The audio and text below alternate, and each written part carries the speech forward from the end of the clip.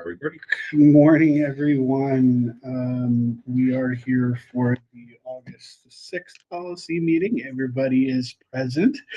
We have Barbara Owens, R.G. O'Leary, Frank McCree, and special guest today we have with us is Ann Potts. Um, and I think we're going to turn it almost immediately over to Frank and Ann.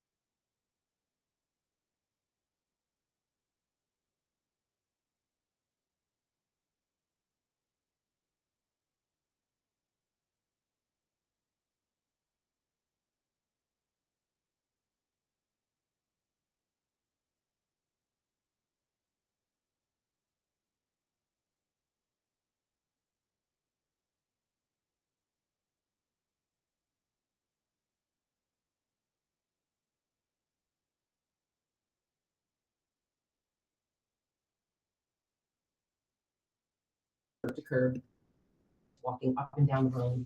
There's no sidewalks, there's no shoulders. The new section on School Road where they put in the sidewalks, we're doing sidewalk stops.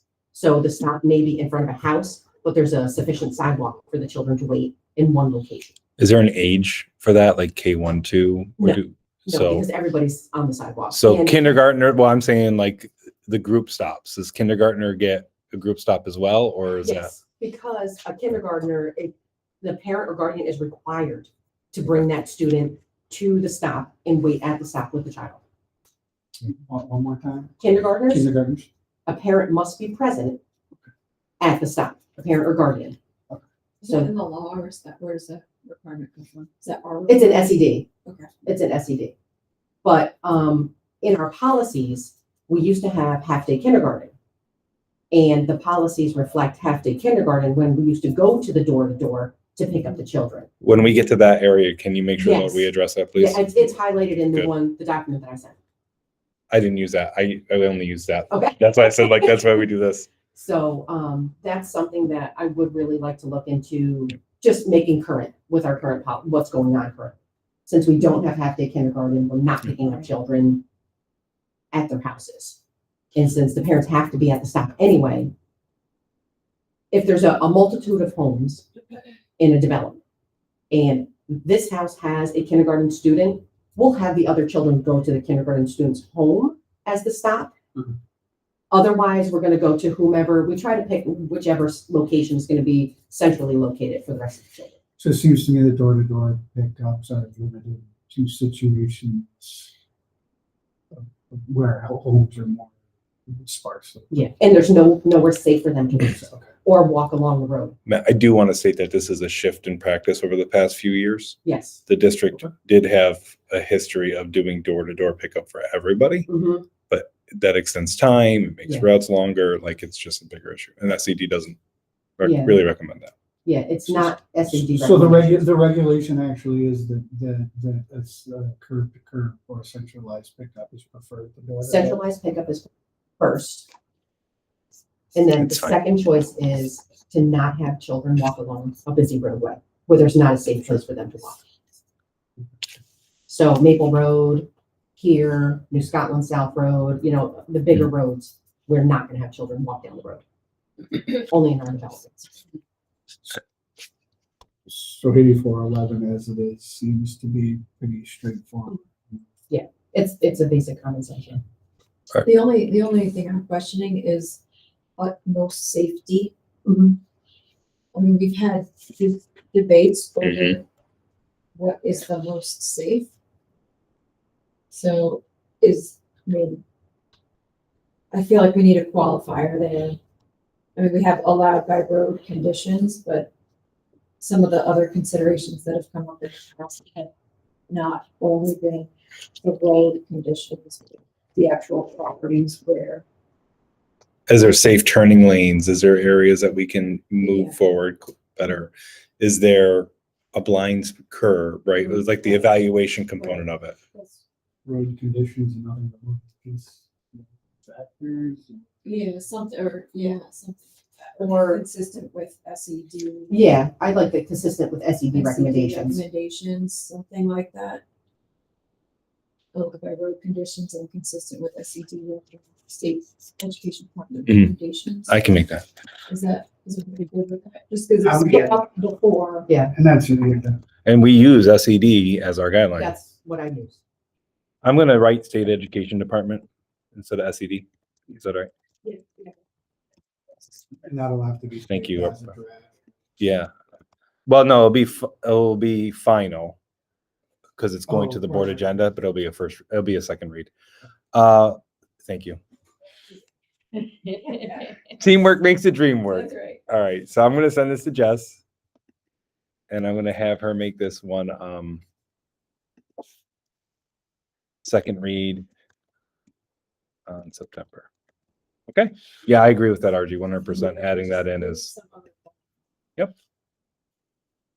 And then we have the 8411 scheduling regulation. Frank, just, I'm sorry to. No, Just so go you ahead. know, you modified policy, Yeah. so like if Jess goes to the sample, she can see it. Well, that's what I sent her was our policy. Oh, perfect. Yeah, no, when I send it to her, I send her the one that we're working on. Do we have a regulation on scheduling now? Yeah, we do. Okay. Do we want to put them both up side by side, Matt, or how do you want to? This is 8411R, correct? Yeah. Um, the only thing I see is for fixed stops that are seat, kindergarten children should be picked up and delivered door to door. Yeah. Yeah, that's in my. Is this the one that you're talking Yes, about? Okay. That's the one I edited. So before we all get into it, Annie, why don't you, since you're the one who's most knowledgeable of all this, why don't we let the expert talk before we do? 8411 are our current one. Yeah. It's, see, a parent, I edited it to a parent or guardian is required to be present at the bus stop when a kindergarten student is waiting to board or depart the school bus. Eliminating the kindergarten children will be picked up and delivered door to door, because that's not what we do anymore. We don't have half day kindergarten. And that was the reason for that. Now, are we positive it's an SED regulation? That they That, don't have to be door to door? no, that a parent has to be at the Yes. doorstep for kindergarten? Yes. Can we then put in here per SED regulation? Yeah. Yeah, I think like, that way people are like, well, why are you making this up, right? Like, no, we're not making it up. It's a no, regulation. it's SED, and Yep. that's what we're really going with. D, we're just changing the. Well, let's form. do C first. Let's work on that language and then we'll move to D if that's all right. Yeah. How do people feel about that? Yeah. All right, so what do you want the language to be? A parent or guardian is required to be present at the bus stop when a kindergarten student is waiting to board or depart the bus as per SED guidelines. Okay. So we're changing the whole thing. Does everybody like that? You want to edit that a different way? Or you could start with kindergarten children must be. Must have Mhm. a parent present, Parent or guardian. parent, thank you. Yeah. Parent and or guardian present at the bus stop. You said for pickup and drop off? Yes. Drop off per state education department regulations. Okay.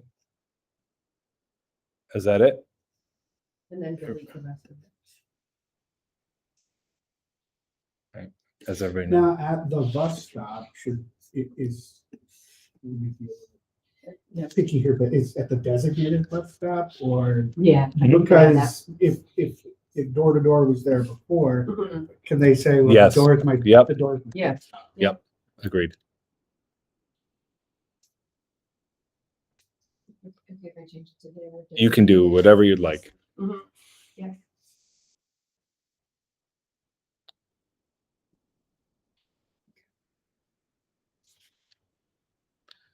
Yeah, you want to talk about D now? D and E just changed the 1 to K, K through Okay. 12. Any, just for us, people who may not know this, what is the regulation for pickup? Like, how far away from a school bus are you mandated to do transportation? Because I know like some school districts extend their walking range to 1.5 miles or 2 miles. We don't, correct? We don't. We pick Okay. up anyone that needs a ride. Okay. And I just for the board, because I don't know if the board is aware of, no, that's why I want to make, yeah, no, it's a different nuance. So our district, some districts have a 1.5, some districts have 2 miles for a walking distance, especially What's city the school max? districts. So I honestly don't know what Yeah. our maximum is. We don't do that. I think We're it's- not gonna do a max. I think there's a 0.5 or 1. I'd have to check the Yeah. It might regulations. be 0.5 Yeah. for I'm just thinking back to elementary. the whole when I was a kid. Yeah. I But had- yeah, one those of my have, bus drivers- it's changed over the years. Yeah, one of my bus drivers mentioned that she lived in Salem Hills and the kids walked from Yeah. the furthest edge of Salem Hills Yeah. down to the Not the same. main road. So I just want us to know when we're Yeah. talking about this, I honestly our don't know the district numbers. doesn't have a walking distance. So any person who does want it does, Mhm. but you can create a walking area like 0.5 mile Yes. radius or 1 mile, just something for the future for the board to Mhm. consider if we ever are. And it comes down to staffing and transportation Yeah. availability, right? If you come down to the issue where we don't have the staff and we can't function, districts Right. do that. I have. It's not a great thing, but Yeah, no, I have been looking into that Mhm. and unless we did a full mile around, and it would only really affect the elementary school. Right. Because the upper school does not have sidewalks. That's So true. I really don't want children, Yeah. even middle school and upper school kids Sure. walking here. So it doesn't, it's not gonna really apply to us. Mhm. And what are you gonna have? Half of Salem Hills have to walk in Yeah. and then the bus drive past the rest of the kids Yeah. to get the upper, Yeah. it's not really something that I foresee us ever Yeah. doing a walk zone. It's not gonna be feasible for our children. I just want to make sure everyone's well aware of all the Yeah, regulations. I'm All not. right. So what do you want for D? Thank you for Just that, say by the way. same thing. Keep D and E, just change the 1 to a K. I do.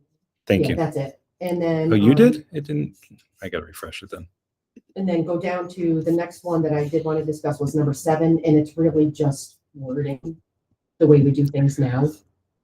RJ, are you on the same one? For some reason, it didn't change for I'm me. on our regulation, not the, Yeah, me too. 8411R. no, it changed for me. Yeah, I saw your cursor like.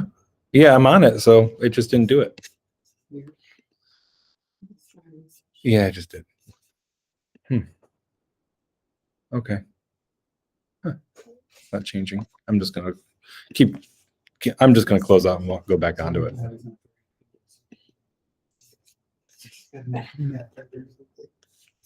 Okay, so on number 7, where it says district map, Yeah. we don't really use paper maps anymore. And like I said, I think this is from 2003. We pretty much use software, so we have new software that we're utilizing. So just to change it, instead of maps will be used, change it to software in maps so that it's current with what we're doing now. It's literally just wording. And then, for readability, instead of this map, these will clearly show student location. So just for grammar.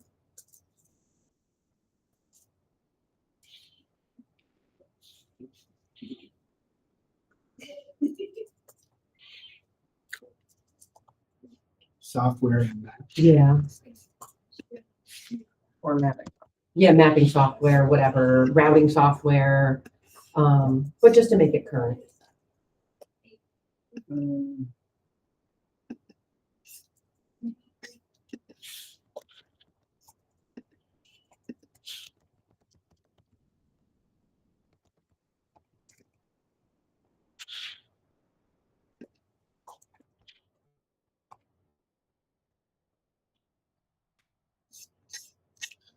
Well, when it says before it said map, now it says mapping software, will clearly show student location.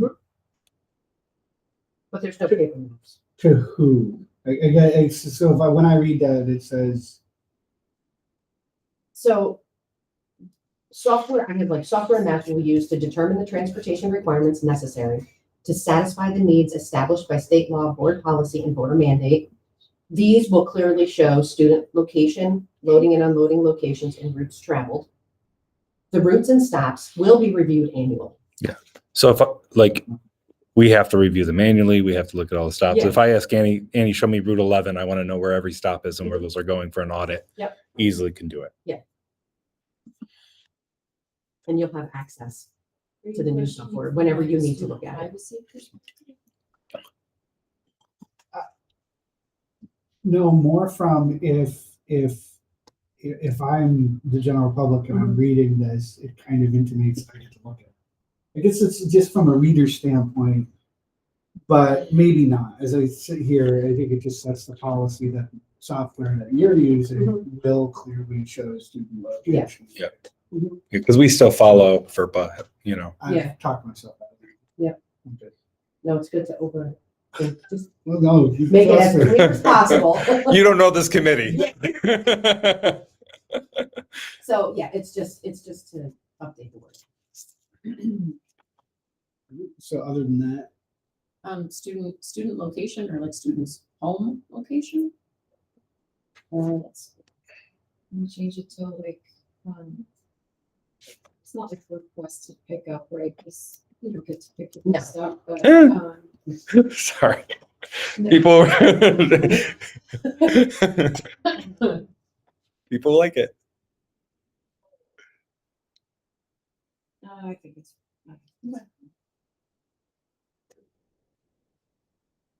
Yeah, and I just want to note for anyone who's watching this video is these policies, even though they might have been reviewed since 2003, it hasn't been noted, but to all of us in this room, these policies haven't been reviewed since 2003.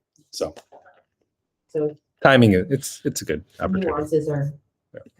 So helpful. you'll send that one on? It's already done. In side roads, do we need, it references town highway departments, but 85A is a state road. So, Is that 8411R? Sorry. Turnarounds, number 5, I didn't highlight that on my page. Turnarounds will not be established unless adequate space is available, and this space is properly maintained by town, county, and or state highway departments. Which is vital. Yeah. Because we can't rely on private citizens to understand what we need to have cleared. And we've had issues with that, Yes. safety concerns. So yeah, thank you for bringing that up. I missed that one. Next one is 12. Which I need no changes. Let's take a look at it just so we can. all right, so our, that was fine, the 84. Yep. Yep. Okay.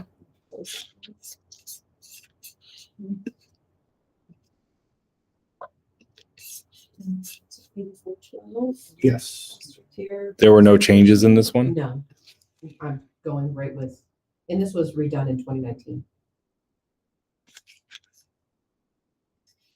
For foster care or McKinney-Vento students, they have their own policies, state policies that we have to abide by. This is one of the, this is not one of them as well.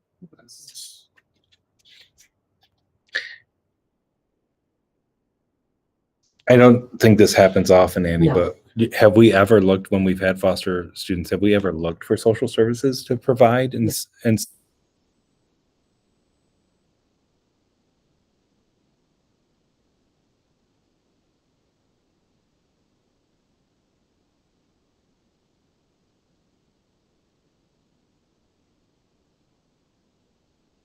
have to address that? But we do prefer to keep our children.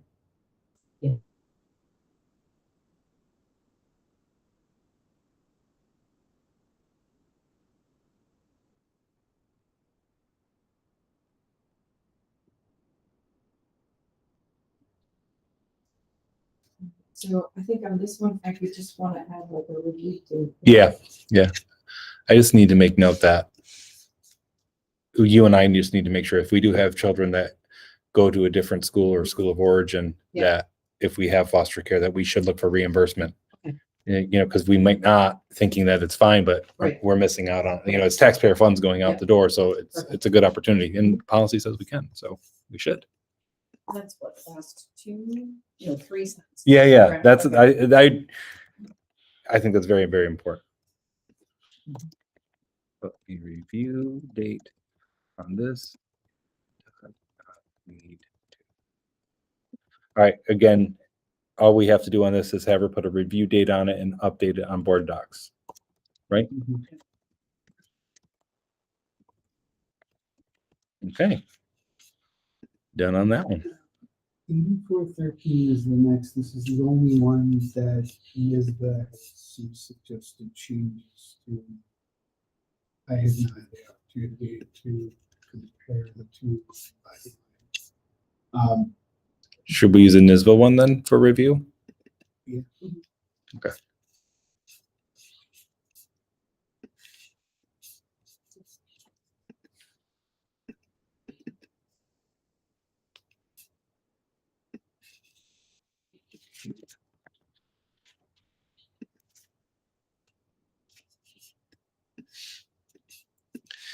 And Andy, you've reviewed our policy, I right? reviewed our policy. So if you see things that are glaringly different, please The let only us thing in our know. policy was. The NISBA policy will take Yeah, care of it's the that. only thing that I found. Yeah, just a little tiny one.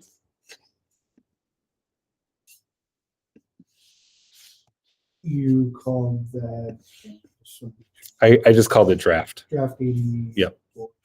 Yeah, whenever I use NISBA policies and we're using them as the basis, I switch them to draft.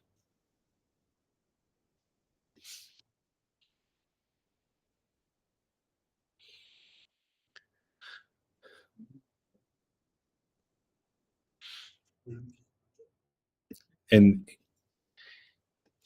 Annie, not getting into details though, the non-pub student demand on busing, and that can severely impact our routing and our ability to provide here, correct? Very much so. And also provide extracurricular runs such as sporting runs and other things as well, correct? Because of we have staffing going to non-pubs. Correct. Just so the board knows, like the non-pub component of it really does impact the other aspect. Now, you might not always see it, but it really is. It's a big deal. So we're just talking about just the kids who are actually going to non-public schools, or also sporting? We're talking about non-public school Of students. non-public Yep. schools. Because we are obligated to transport.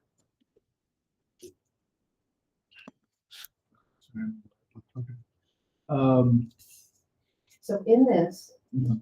'cause I didn't bring that with me, it says parents must submit a written request to the Director of Transportation. Is that in order to? Well, let's go down. Yeah, Let's look at the first paragraph first. the underlying stuff is what NISBA says we should include. It's really the not underlined that reflects our current policy. Okay. Transportation will be within the same mileage limits established for residents of students attending the district.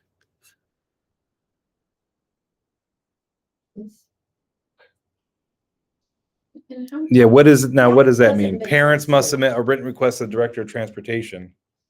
so New York State law is any non-public families requesting transportation, we have to receive their request by April 1st. And that's in this policy.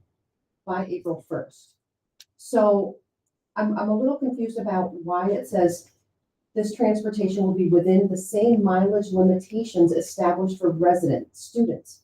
So does that mean if our district, the furthest point in our district is only 8 miles, then we only have to transport? No, Do you see how that reads? it does read funny, but I think what it means is that we cannot say, oh, if you live here, we'll transport you anyway. Oh, but if you're a non-public school Uh-huh. kid, it's a different measurement. Okay. Do you know what I mean? Like Because New that. York State law is 15 miles from their residence. Mhm.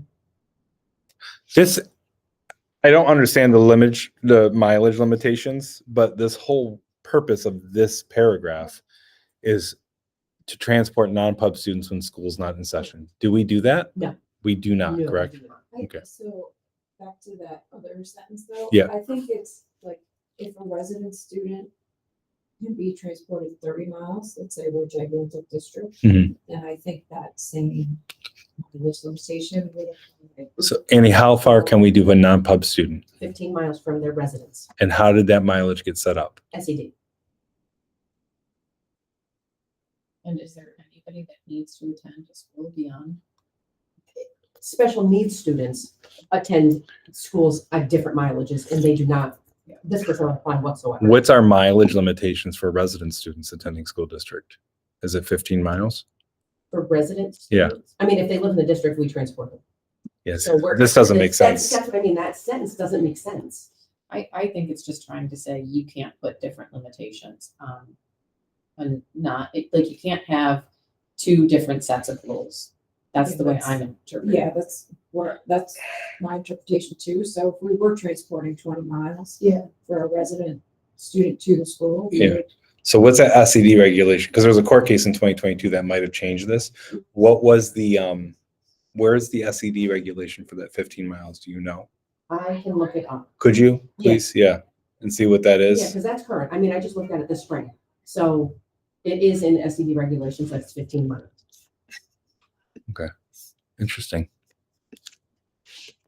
In-district students, wherever they live in district, we transport them to our in-district schools. This might be a question for the school attorney then. I'm looking at this case. All right. And also, Chris, it not appears though our policy. Yeah, otherwise it's exactly the same. I think ours is a little, because I can't, I'm not side by side, but our current policy, I think is a little bit more to what this one does. This is from 2012. Transportation for students enrolled in non-pubs. So the 2022 case from Yeah, was a request by petitioners to transport on days when the public schools Yes. closed. yeah. It has nothing to do with mileage. Nothing to do. That's in New York City, I believe. Women grow, yeah. Yeah. close to it. So I think it was. Section 365 is what the one that Annie's mentioning. And per NICED, but this could be an older post that's coming up right now. Sometimes that happens. It's 15 miles, no more than 15 miles. Yeah.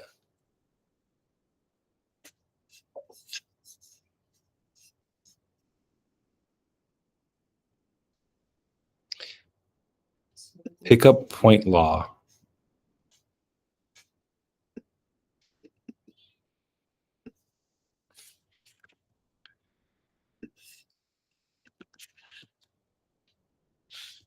So here, this is on the NICER manual. Section 3635 of the education law requires all non-city districts, which we are, to provide transportation for pupils enrolled in K through 8 who live more than 2 miles from the school they attend, and for pupils in grades 9 through 12 who live more than 3 miles Oh, there's your maximum. from the school they attend, Mhm. up to a distance of 15 miles. The distance is measured by nearest available route from the school. So there you go.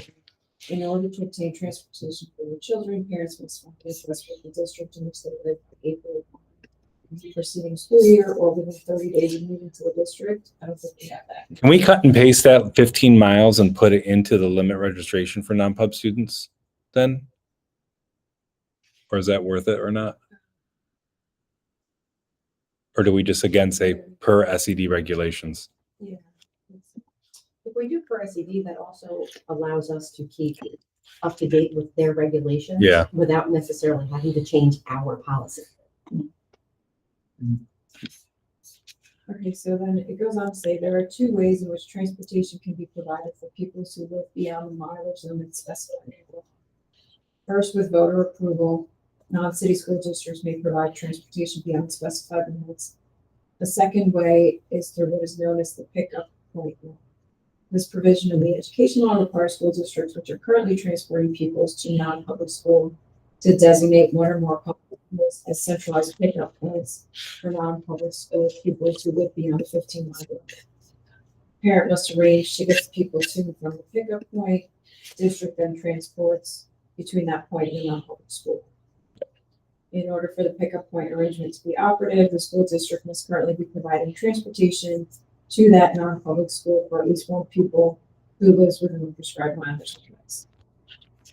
In addition to the required pickup point transportation, a recent change in law also permits the Board of Education at its discretion to provide transportation for people residing more than 15 miles from the non-public school under the following conditions. The distance between the centralized pickup points and the non-public school is not more than 15 miles. And if such transportation had been provided from one of the more centralized pickup points to the same non-public school in at least 1 or 2 immediately preceding school years. Yeah, Preceding 3 school years. 3 school years. Which we did have that come up. we have, yep. Yeah, so there are exceptions, but that's where board discretion comes in. So to clarify that sentence, the same mileage limitations established for resident students attending school districts, can we just put per SED regulations? That way no one can ever, if we have questions, we can just pull that right up and let them know. If we're going to keep something like that.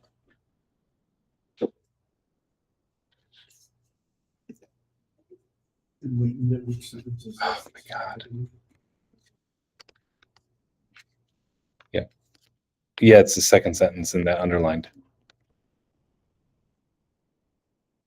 I would put it in the first sentence. Right? Yeah. Because the first sentence reads very probably, Yeah, right? Mhm. Just like we have to do it. Yep. That's not, Instead of subject to state education regulation, is that what you're, Yeah. is that what you're looking at?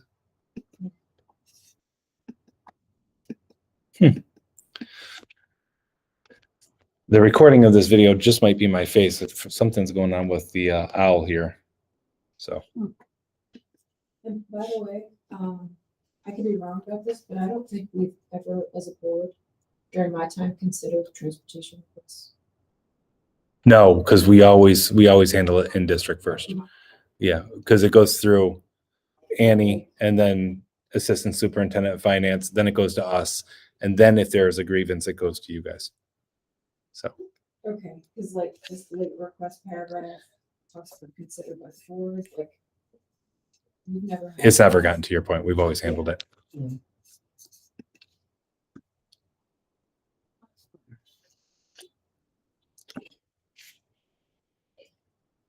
So we said in that first sentence, we want to put subject to.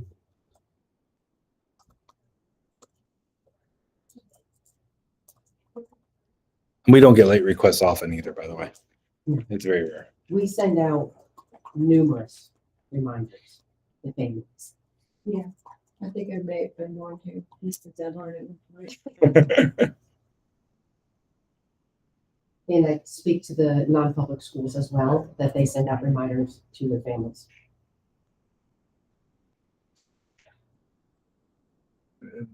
How's that? It's good. That third that parents must submit a written request to the director of transportation. It feels redundant, and we don't transport on school when we do not have school session. It's still the same one. Yeah. The district is not required to provide transportation on days when public schools are not in session. It just feels very like jumpy. That whole. I would keep that in because it comes from that court case. The parents must submit written requests to the director of transportation. So that,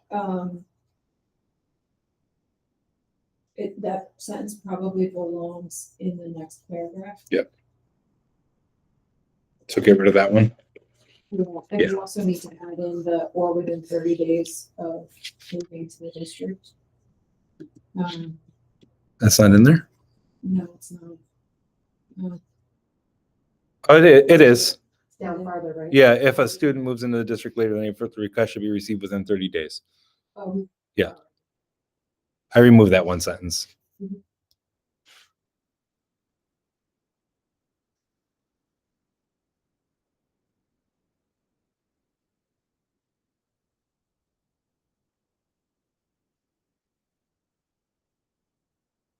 Do you want to put Board of Education, when all late requests, however, shall be considered by the Board of Education and or the superintendent? The superintendent and the Board of Education? This is where the current policy differs from here. Yeah. So at the end of the first, it says within 30 days. Mhm. Okay, establishing residence in the district, the NISBA proposal says preferably first. Yeah. Yeah, I mean, if they move in December, that's not Right, gonna, it's not Yeah. gonna work. But Yeah. then it goes on to say, the current policy says the decision as to the reasonableness of the explanation. Yes, typo. Yeah. Or a delay shall rest with the superintendent of schools. Yes. And then we have a final sentence, the Board of Education will act upon all requests filed by April 1st of their regular. Okay, so I haven't been following our policy. I got a little nervous there for a minute. So, Can we keep it that way? which way, the one? The way we have it written in our policy. the current. If that works, I don't see, because that, not even, I mean, what's in the NISBA policy, it doesn't not appear as though the differences in that respect relate to the legal development. Yeah. But I guess what I'm saying is that if you do want to keep it the same, the copy that you're editing now is Yeah, I gotta fix it. gonna have to be merged with. the current policy.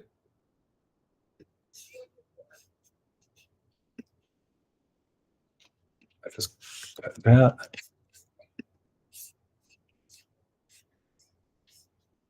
And the other thing is that Elizabeth is proposing striking things that we apparently chose to do in the first place. Oh, that was So it's a- We don't mention anything about like that cost. Do you know what I mean? Like there's a, Additional cost. yeah, I think it's in the second under one, First See? one. late requests. yeah. Yeah, or if the transportation will not result in additional cost to the district. Have we ever used that as a consideration? Yeah. Yeah, there was a situation that I was involved with at Jim that we did. Yeah. Jim worked with you on it, Yes. but I was directly involved with the Mhm. final outcome. Yes. Well, since that is part of what NISBA is showing us, do we want to include that? I think it was in nice. If there's an additional cost, I mean, it's taxpayers' money. Are you guys just with the all late requests, however, shall be considered by the superintendent on the basis of each case's merits? Just leave it like that. Is everyone kind of fine That's with? what the current policy is, right? Well, it says reasonableness of explanation or delay shall rest with the superintendent of schools. That's kind of wordy. Yeah, I would, delete the sentence you added in. Frank, Yep, And then I would leave late requests will be honored if there's a reasonable explanation. Perfect. Delete as determined by the board. Yep. Because we already said about moving. Yep.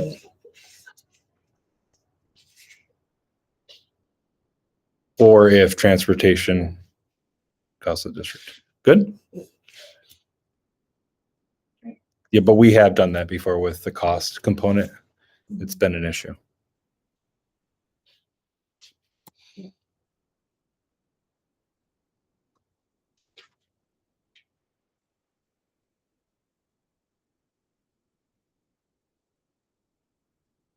I like the line that they added, reasonable explanations for delay include lateness. Yeah, I like all that. Annie, how about you? How do you feel about that? Just spelling it out. Actions by the non-public school. So what would that be? It means if a parent says it's a hardship because they didn't know the deadline was there, it says that doesn't count.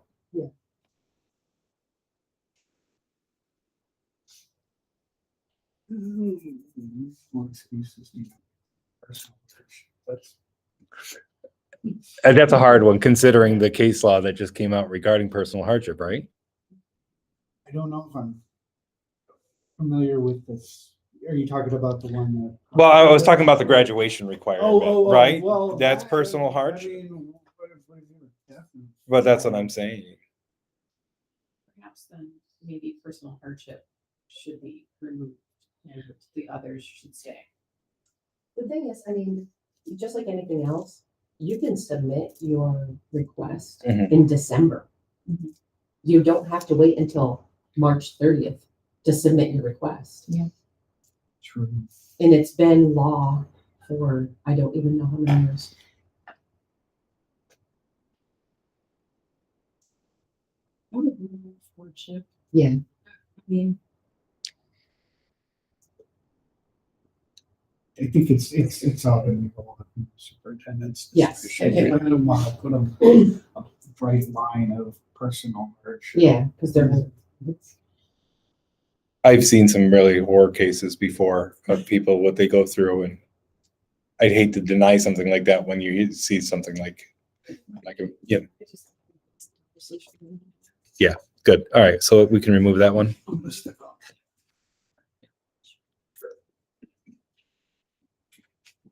Okay, nice. Mhm. Much better. yeah, it feels, better. And then, how do we feel about the optional language?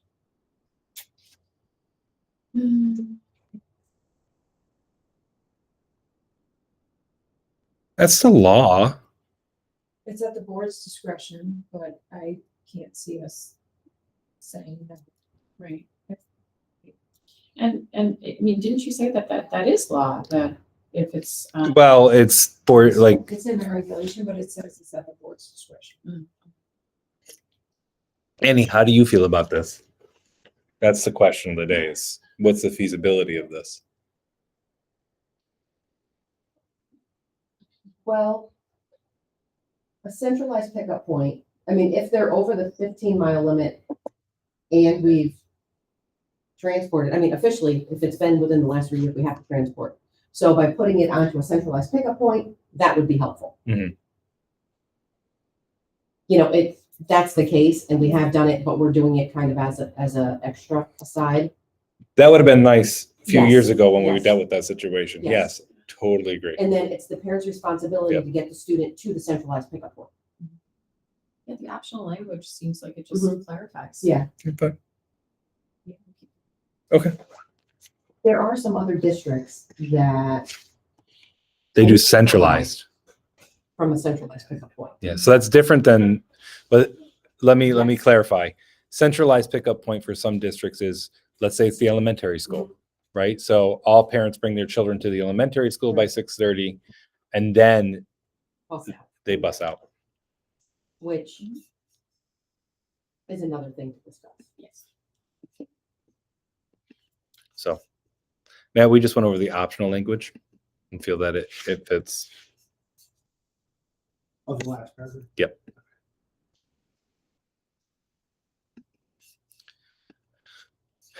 So what we don't say in here in the optional language is that it's the parent's responsibility to get the student to, unless I'm missing it, to the centralized pickup point. Adding that would probably clarify Mhm. the expectation. Yeah, I think we need to say that it's in the, it's in the regulation. Yeah. But to Or it's in the reiterate, handbook, I'm sorry, which probably needs to say in the books too. This is the parent's responsibility, or yes, to transport the student to the centralized pickup point.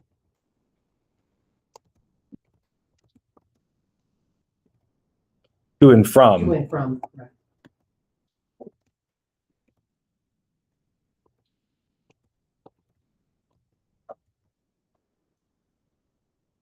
Just to be consistent, we picked up on.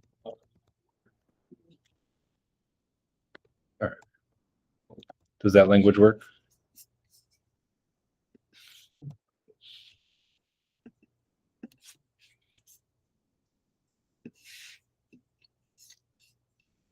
Good.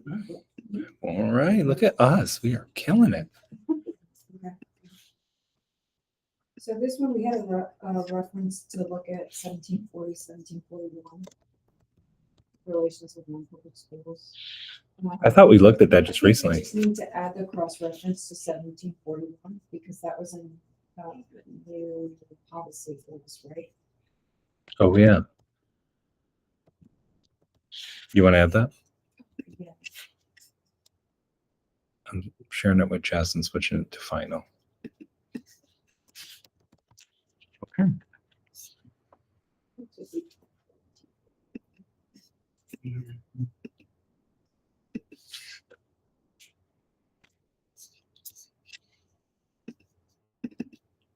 Homeschool students. Homeschool students.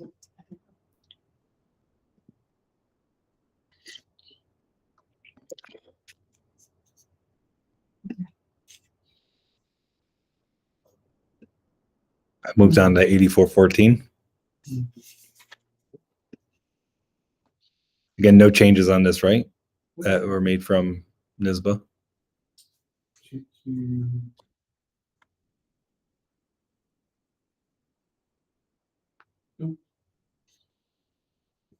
This is straight up to the group. So it's 8414 also has an exhibit, right? Any feelings on this one? The only thing that I'd like to see changed would be the third paragraph. Such instruction and the conduct of the drills shall be given by a member of the teaching or student transportation staff selected by the transportation supervisor. The building principals don't really do any training. So delete building principal of each school. Mhm. Instructors will be assisted by bus drivers And that's really all the changes we have here. Okay, so such instruction conduct the drill shall be given by a member of the teaching or student transportation staff of each school. Yeah. I'm gonna write of the administration, just because they can be a part of it. Absolutely. Administration, because I know Jeff gets on the bus and I've done it before. Yeah. Administration, teaching, and or student transportation staff of each school. Does that work for everybody? So, can I just say on the, going back to, 8413, I don't think we should cross-reference homeschooled students because there's nothing in that policy about transportation. So I'm gonna take them. Totally agree. Works for me.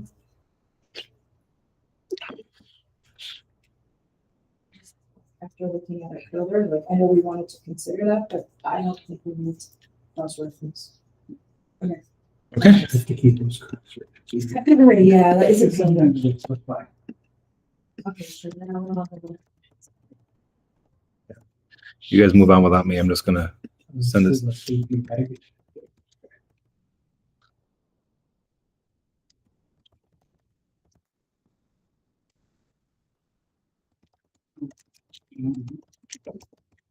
Oh, do we need to put it to the BOE because we did make a change?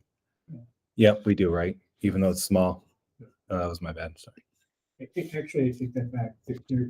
There is no 8414. Right, I think there are, right, because the next one is 8414. So that would be the next policy. That one's got a red. Oh, this is the drug and alcohol testing. That's The one we just that's did. the one we just did. But we don't have anything. School bus safety. okay, Yeah. Yes. we do have it. Okay. Yes, yeah. There's an 8414.5 and an 8414.5R. And the next, Yeah. yeah. Yes. Yeah, there's just a change in that one, so. Annie, how about you? So by looking through 8414.5 and 8414.5R seem to overlap each other excessively. If we just go to 8414.5R, that seems to be the newer regulation. And as far as that one is concerned, there's only one addition that I would like to make in that one. And again, this is according to DOT policy. So 8414.5, just leave as is then? It's, But I mean, do we need it? Is well, there anything? NISBA recommends it, right? Yeah, we have to change the R to the, 8414. And then abolish. Yeah, without knowing the history of why Fort, I say I just, mean, maybe that's something we can go back Yeah. into. But Okay. if you think there are changes to the R that should be made, There's only one addition. then let's do. yeah, that. let's do Yeah. that. I kind of always like to stay with NISBA's recommendations just because they know more than we do Right. when it comes to some of this stuff. Frank, I can hand this to you, you can have it. Well, you guys keep talking because I'm going to do something with If you this. go down to the R and you go to 6, follow-up testing.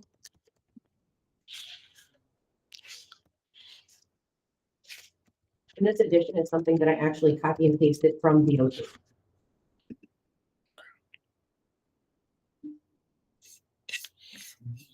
Mhm. 84. Oh, sorry, where is it? 6, follow-up testing.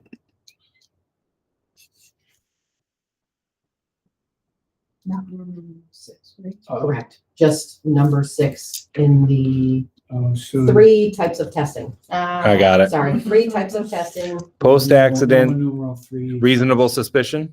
Yeah, that's the same stuff. Okay, yeah, got it. All right, keep going down. Random testing, return to duty testing. Yep, and then there's follow-up testing. At the end of the follow-up testing, there is new regulation and copy and pasted from DOT. It says a CDL driver who tests positive on a DOT test or refuses to take a DOT test must successfully complete the return to duty process with a DOT qualified substance abuse professional.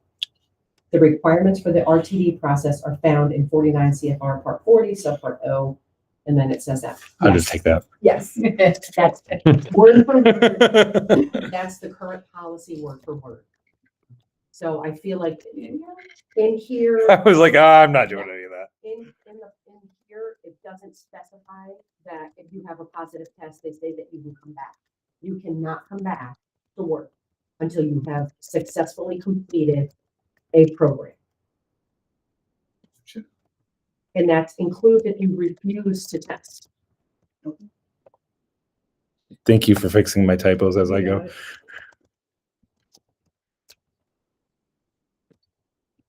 And I did go through the rest of the policies and they all seem fine, the rest of it.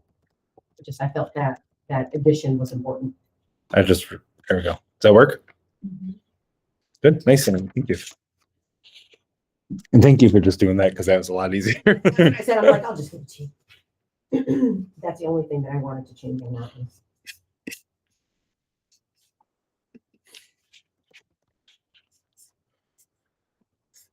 Anything else on this one?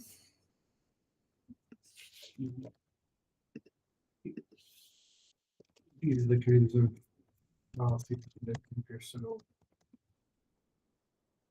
legally driven that I'm always a little concerned about Mm-hmm. tweaking. Yes, This is the whole state and federal deal. Yeah, but that was a good find. Thank you. agreed. That was the only addition. Okay. Because our bus drivers also, I don't know if you guys are aware, but approximately, I think it was 4 years ago, Federal Motor Carrier now has oversight over CDLs. So each of our drivers has to submit an approval to have FMCSA do a background check on their driver's license to make sure that they've never had a conviction in any other state in the entire country. I didn't know Who that. did that for you? No one did.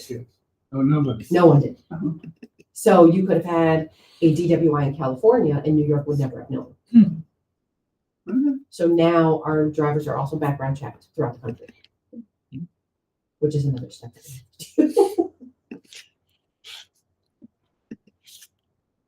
You want to look? Oh, sorry. If a driver does test positive, the medical review officer immediately sends that positive result to FMCSA and they are cut off from driving anyway.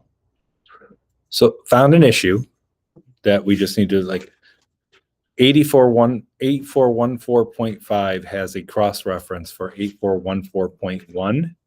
I do not believe we have an 8414.1.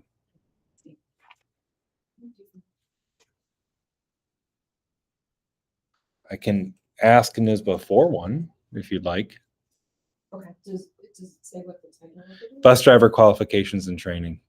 So follows DOT regs and Yeah, I mean, we Yeah. do whatever. is Yeah. required, but Guess we missed an update. yeah, I'm sure. I think we did. So we keep the cross reference on for now, if that's all right, and then I'll just ask for any 84.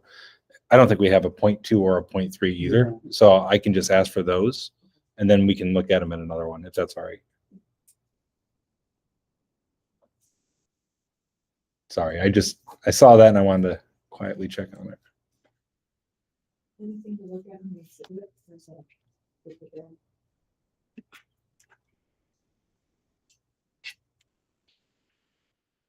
The exhibit is just the acknowledgement form, correct? Yeah. Right here. Yeah, I've received and understand the alcohol testing policy and regulation. Annie, do we have the drivers sign off on this? I do not. I did not know about it. So we will put it in the packet from now on, Perfect. unless we want it with the packet that we have signed up at the district office. We'll figure out who's going to be in charge. Yeah, that's a good question because Where that needs to be kept. we're switching completely over to an online system. So this would have to go into the online system. For now, I have them sign off on it for all new drivers, Okay. and then I'll share this. The last sentence though of the exhibit, I think we're missing like a comma or something. If, and maybe I'm just reading it wrong, if I am required to and fail to or refuse to, right? Like should Required to, and fail to, comma, or refuse to? Yeah. Okay.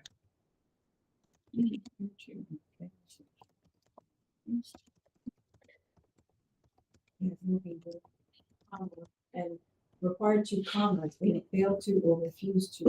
I took it apart.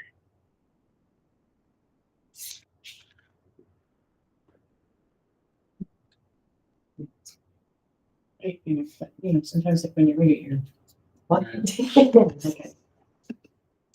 I just know if I have to read something like 2 or 3 times, that. right.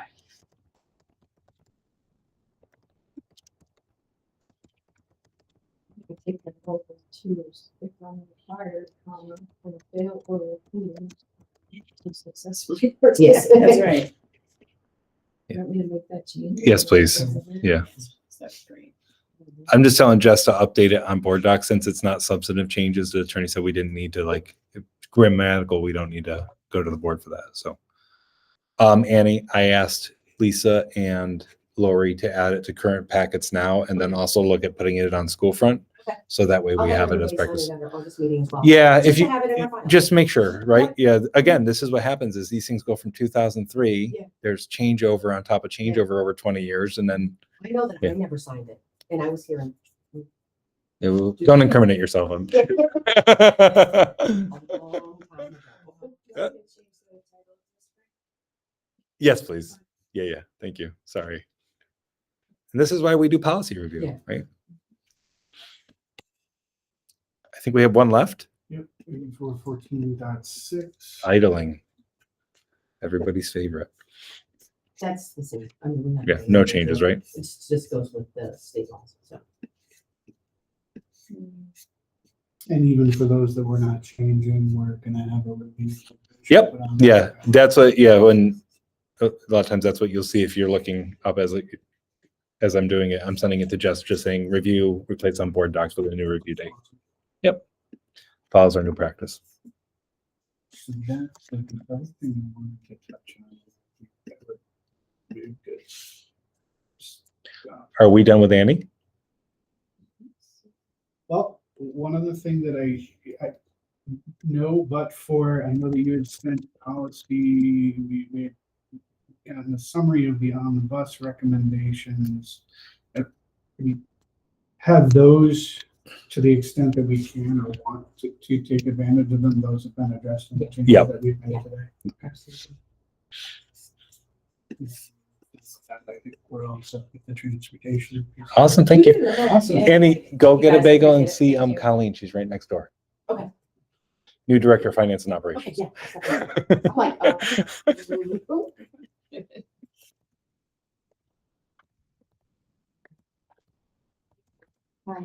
Yeah. All right.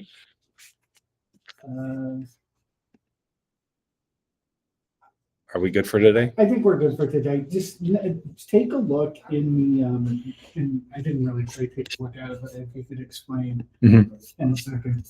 So we have the policies, 0110.1.1R and .2.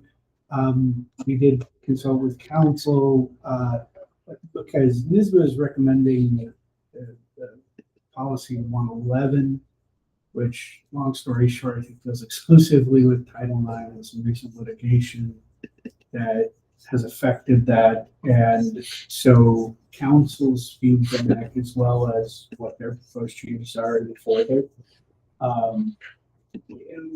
In a nutshell, they just say, don't bother with 111, just incorporate what we pre-existing policies, and that addresses it. So maybe if you just take a look at that next time, you can do that, and then. They did create a 111 for us, I thought. Yeah. Yeah. It's in the quarterly updates. No, they did. The council looked at it. So if you look at, Even I have to take a look. so yeah, that's it. So If you look at sorry, man. If you look at 0111, I put attorney feedback on it. And so I cut and pasted the attorney feedback. and it kind of comes down where it is. The new policy sent by NISBA 0111 and 011E, which I put in a policy thing, reflect the changes back to the 2020 regulations. The district's policies do protect against discrimination or sexual harassment. It currently has that. Ours is currently fine. As such, I wouldn't add the definition to exclude gender, so she gave you expectations. She says that she does agree that our policies need to include a grievance procedure. She went ahead and amended the existing district policies to reflect the requirements of the 2020 regulations. Some of the additions included state consequences. Your policies are already had the grievance procedure, so we were already in. Okay. There's and then the 3 attached existing district policies have been updated. So what I think she made the mistake of was she thought that the 0111 policies from NISBA we already had. That's where I think the mistake Maybe was. can- So we I'll need- read it and we'll get that clarification. Yeah, it looked like from what I read is the 3 attached existing district policies. Like we didn't attach 3 existing district policies. I only attached the 0112s. Okay. So I think so the updates that she made in red, I took as we need to We look need to at do those. that in addition to the Yes, NISBA proposed. correct. Yep. And I put them all together and I have them in the files so we can go over it next time. It's 0111 and yeah, they're The changed. one. Yep. Okay. Well, other than that, does anybody have anything else? No. You had sent an email, frankly, the required review policies. Yes. Want to like knock those out or? Yeah, I honestly, I think that, so the 2 that were left, and I forgot what they were, it's the purchasing one, there's really no changes needed on it. And then it's required, yep, so I would say that we've done it, right? And then I wrote them both down yesterday and write them today. And then the other one was, oh my goodness, this is 24 hours and I can't think. Yeah, I don't want to pull it up because I'm presenting, sorry. Lisa's looking over the purchasing requirements just to see if there were any things that we wanted to have that changed. So there's investments, 64. Yes. 6246. Yep. Which I don't think we have any changes needed. No. 1900 is, sorry, purchasing is 6700. She's gonna look at that just to see if there was any changes or not, but Okay. All right, so yeah, I guess if Lisa's gonna look at them, we can just. So, yeah, the investments, she said no, like it's, so when we talk about, just so I'm clear, and just so when we talk about the annual review policies, there's a review that happens before it gets to us. 100%. Yeah, okay.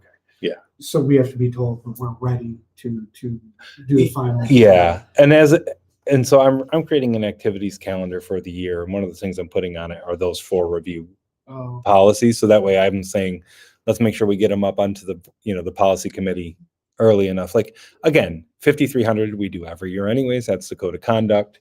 The attendance one, only if there is a large discrepancy where we increase our rates, then do we have to look at the policy, but you saw our rates, they're fine.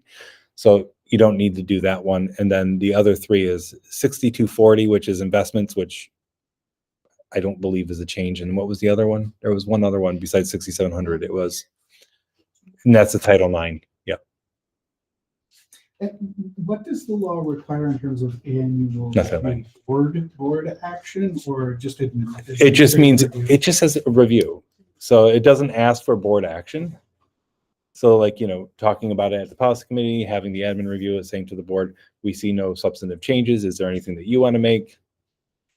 I think that counts. I think we've, in the past, I think we've added them to the agenda, just as a review, like after the policy committee has said, we've looked at this and no changes are needed. So Put them it's on like a just as like a- super verifiable. Yeah. Evidence that Yeah. we've reviewed it. Okay. Okay, so maybe we loop back around to those. The next one? meeting? Yeah. Okay, And just be quick on them. Yep. okay, sounds good. So with that, I guess we're all done. We'll see everybody. We have a September meeting scheduled, correct?